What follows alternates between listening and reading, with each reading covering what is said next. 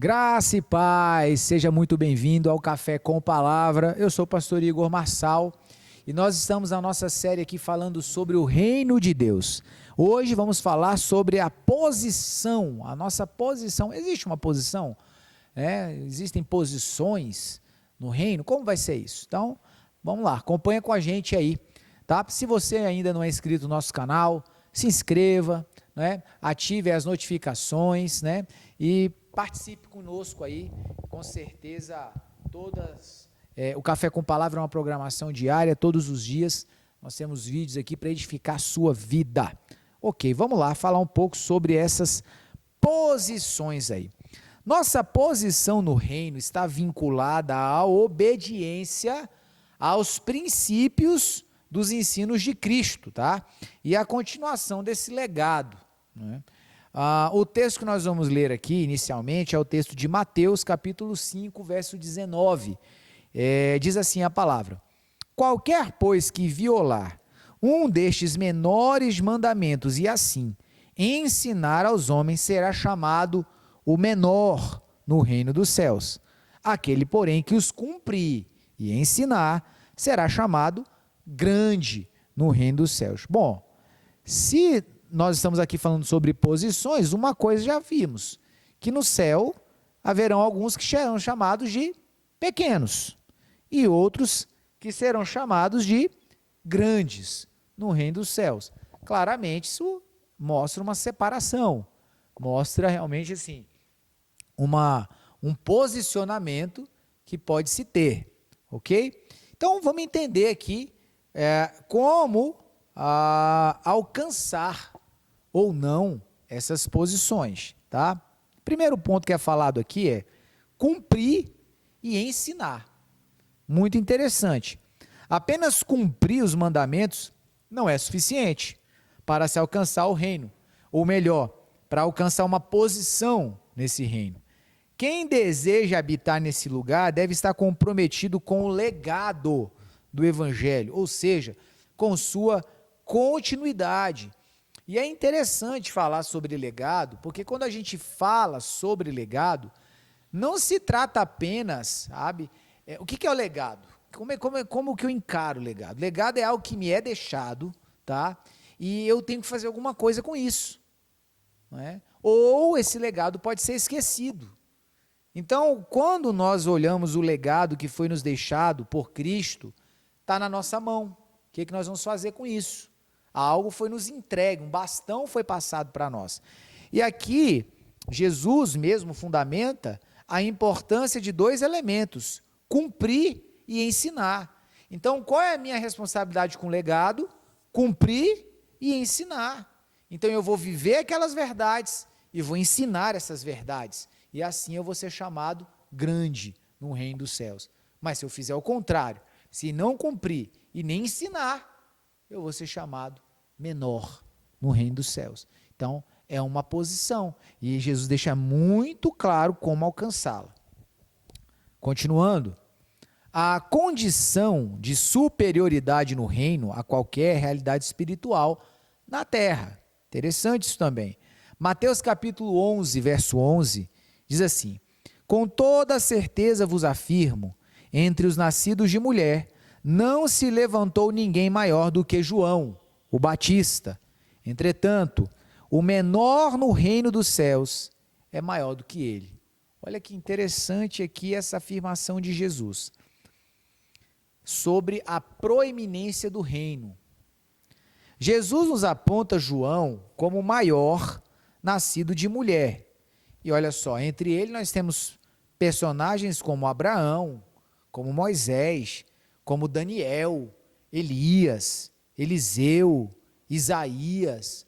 Nós estamos falando de uma lista interessante, Jó, não é? Eu estou citando alguns, podia citar muitos outros.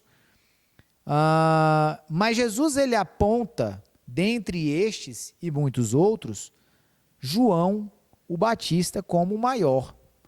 João alcançou o lugar mais relevante na terra, no campo natural dos homens. Contudo, a grandeza no reino será com tão imensa glória que o menor no reino será considerado maior que o maior da terra. Olha que privilégio interessantíssimo, né? João foi o profeta que antecedeu Jesus. O profeta que trouxe ali, enfim, né? Que finalizou o processo da lei, né? O tempo da lei, e deu ali a abertura, preparou o caminho para a manifestação do Filho de Deus. Que honra gigantesca.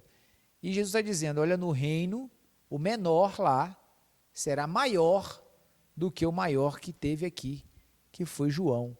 Mostrando que o que Jesus está falando aqui, queridos, deixa eu deixar isso claro. O que Jesus está fundamentando aqui não é uma inferiorização a João, tá? Não é isso não.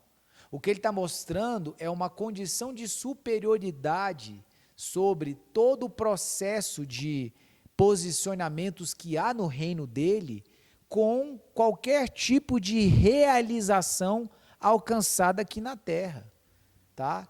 É como se hoje, para nós, no nosso tempo, a gente olha e vê grandes homens de Deus, grandes e proeminentes figuras aí do cenário do evangelho. O que Jesus está dizendo é o seguinte, olha, qualquer coisa que você consiga alcançar aqui nessa terra, seja espiritualmente, assim, funções e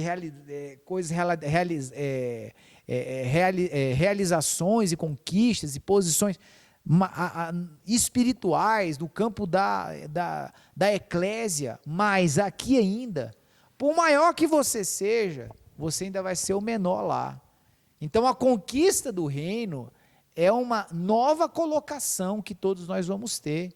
E evidentemente que esses homens que eu acabei de citar conquistaram uma posição lá nesse reino. Aqui, enquanto estavam em terra, foram proeminentes, foram importantes. Mas está falando, olha, nenhum dos mais importantes aqui na terra, na sua esfera, lá no céu, lá no reino, a proeminência ela será infinitamente maior. Então isso serve para nós assim como uma direção do seguinte: muitos aqui que se julgam grandes podem chegar lá e se deparar com a realidade de serem menor do que os menores. E muitos pequenos aqui, que talvez não tenham assim tanta evidência, mas podem chegar lá e ser considerados grandes.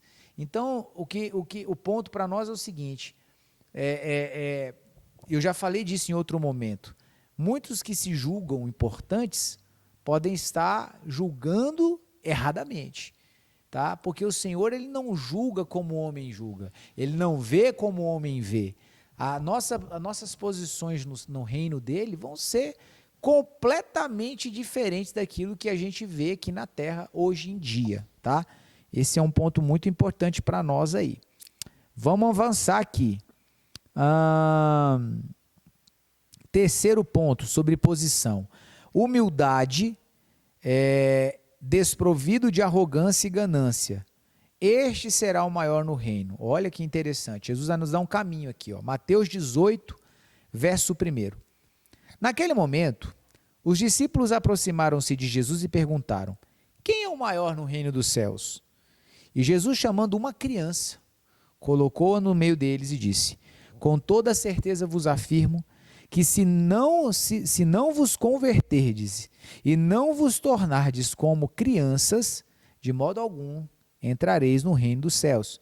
Portanto, todo aquele que se tornar humilde, como essa criança, esse é o maior no reino dos céus. Olha aí, hein? Humildade, fator indispensável. A humildade será fator determinante para as posições alcançadas no reino de Cristo. A considerar o exemplo que temos dos 24 anciãos na sala do trono, se prostrando diante do Cordeiro de Deus, e o exemplo do nosso próprio Senhor, né? Os 24 anciãos se prostrando, jogando as suas coroas, e o nosso próprio Senhor Jesus lavando os pés dos discípulos, né? Ele primeiro os questiona, vós me chamais mestre e senhor, e estáis certos, né? Pois eu de fato sou. Dessa maneira, se de vós, eu sou Senhor e Mestre, e ainda assim vos lavei os pés, igualmente vós deveis lavar os pés uns dos outros.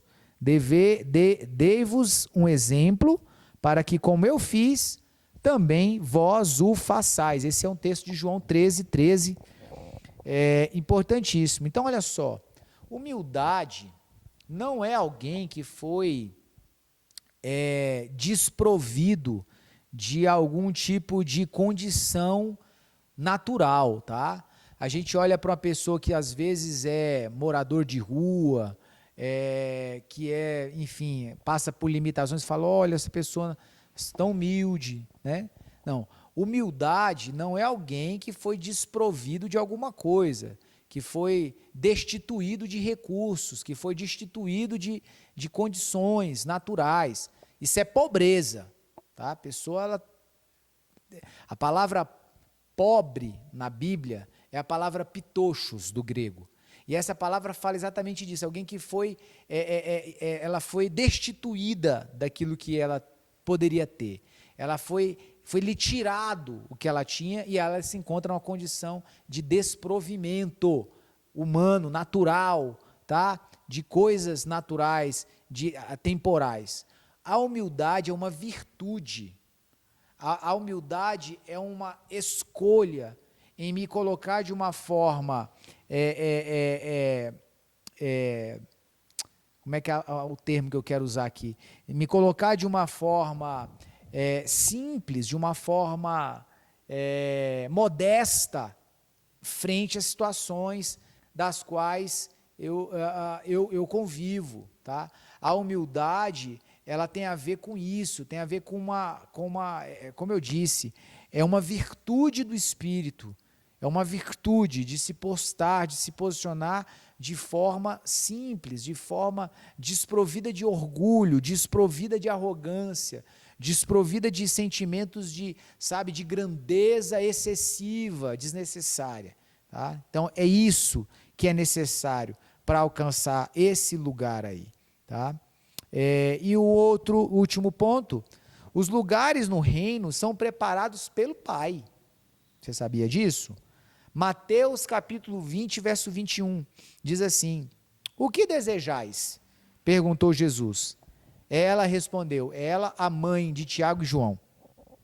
Ela disse assim, ordena que no teu reino, estes meus 2 filhos, Tiago e João, se assentem um à tua direita e o outro à tua esquerda. Aí vamos lá para o verso 23, a parte B, né? Para fechar aqui. Assentar-se à minha direita ou à minha esquerda não cabe a mim, outorgá-lo. Esses lugares pertencem àqueles a quem foram preparados por meu Pai. Olha que interessante. Jesus não disse que não poderia ter, que não poderiam se assentar, ou ele não diz que esses lugares não existiam, esses lugares de proeminência. Esses lugares, eles existem. E eles pertencem a pessoas que o Pai vai escolher. Então, veja bem, mais uma vez, existe sim todo um critério para posições nesse reino. Pessoas que porventura vão poder sentar à esquerda e à direita de Jesus, que vão poder ter lugares e posições de destaque, lugares e posições de influência, de relevância no seu reino na eternidade, e outros que não vão ter posição nenhuma, e relevância e influência nenhuma. Isso vai depender do que, pastor? Já falamos. Seu nível de humildade. Se você é alguém que cumpre e ensina esses fundamentos e esses princípios, se você prestar atenção nessas coisas, você pode construir algumas coisas interessantes para a sua eternidade. Então não desperdice sua vida. A salvação não é o fim, a salvação é o início. Ainda existe todo um universo de aspectos dentro da eternidade a serem alcançadas, galardão e herança. E o reino, essa condição no reino, é algo conquistado por herança, ou seja, é por nível de maturidade alcançado. Então não desperdiça isso, se aplica para que você possa ter ali uma posição, para você possa ter ali um lugar, né? Não com orgulho, mas com humildade, para servir, para ser alguém que Jesus vai ter o prazer de delegar funções na eternidade. Já pensou nisso?